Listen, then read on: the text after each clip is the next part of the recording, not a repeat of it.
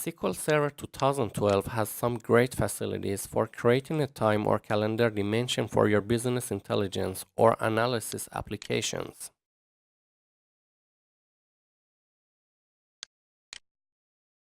So what you see here I'm inside SQL Management Studio and I've got a blank database called bit3db with no tables in it. And I'm going to show you how to use the Business Intelligence Development Studio to generate and populate a calendar table with dates that you can use. So you might use this dimension then to perform sales analysis over time, for instance.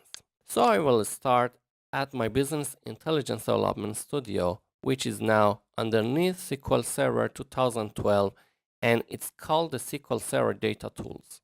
This opens up the Visual Studio 2010 shell with the business intelligence application templates inside of it. So here's Visual Studio 2010, and I'm going to create a new project.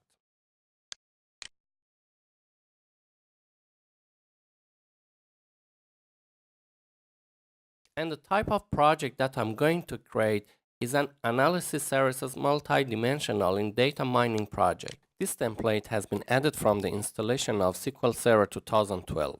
I'll call this BIT3 calendar. Now in order to generate the table back in the database that I showed you, here's my database over in SQL Management Studio. So when I return to Visual Studio, create a data source and point it to my database.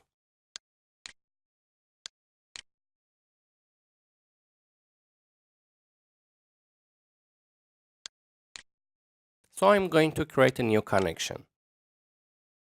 For the server name, I'll use my local server, and then the name is reseller YO for my SQL 2012 instance. I'll choose the database that I just showed you, bit3db. Say OK. When analysis services connects to that data source, needs to have a user account.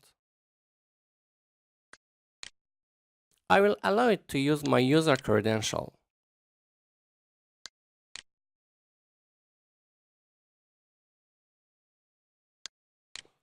You also need a data source view in order to add tables to the database.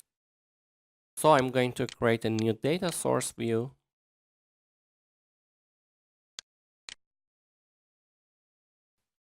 Using that data source. Right now there are no tables in my database. Otherwise it would allow me to add them to the data source view.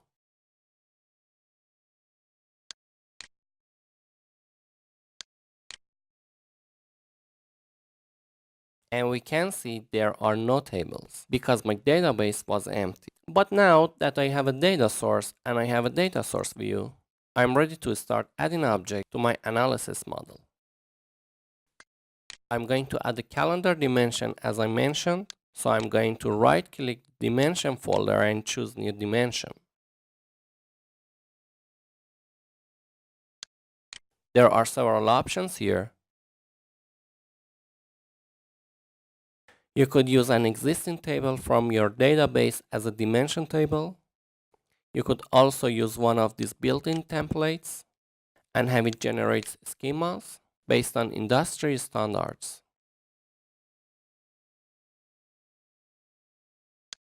I could have it generate a template inside your analysis server. Or I can do what I'm going to choose, which is have a generator timetable back in my data source. In other words, back in my SQL Server database. Here I get to choose the range of dates that my calendar table is going to have. I'll just stick with the defaults, but notice that you could change this to include whatever dates you want. I'm also able to choose time periods.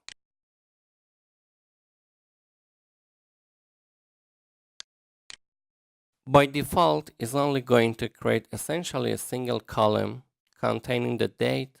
However, I like to know information about the year, the quarter, the month, and the week as well.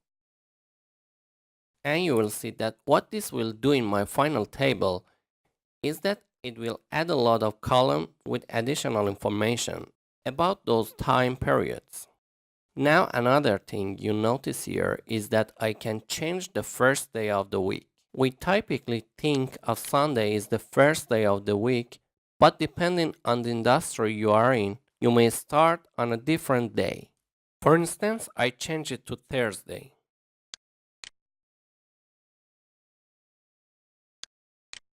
Here I can also select other calendars to create hierarchies within my calendar dimension, fiscal reporting, and manufacturing, for instance. I'm going to stick with just the base table for this demo, and you're going to see that's quite a bit of information just sticking with the basic calendar time periods. I'm going to give my time dimension a name. Here you see the attributes or the fields that are going to be included and hierarchies that have been created between those fields automatically. Also here we have the option to generate the schema now. I'm going to choose that because I wanted to create the table right now and I want to populate that table. Since I chose to generate the schema, it's going to ask me a little bit more information. I'm going to choose to use an existing data source that I've created already, the bit3db.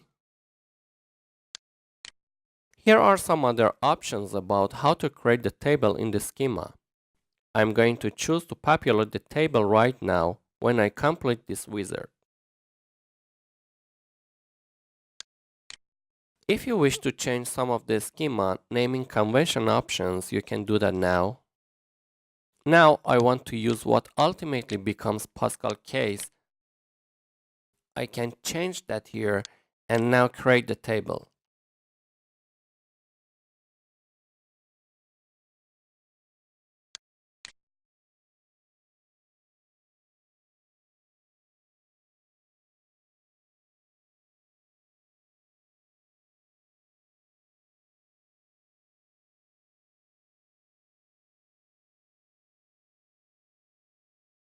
I can see the generation completed successfully.